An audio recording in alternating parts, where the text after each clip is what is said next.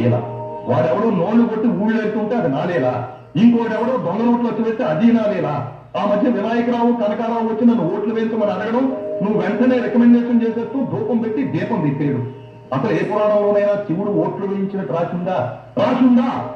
ఇవన్నీ నేను చేస్తున్నప్పుడు మీరు లింగంగా ఉన్నారు కదా. లింగంగా కాకపోతే దంగంగా ఉంటానయ్యా. లింగంగా ఉంటే తిట్టేస్తావా? తిట్టడం నేను స్వామి. నువ్వేనయ్యా స్వామి.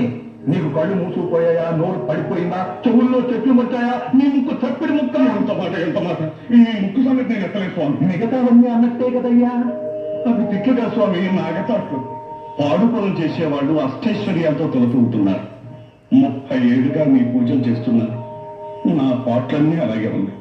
అలాంటప్పుడు సాంబయ్య, ఆ స్మగ్లింగ్, దొంగ నోట్ల వ్యాపారం లాంటి పాడు పనులు నువ్వెందుకు చేయకూడదు?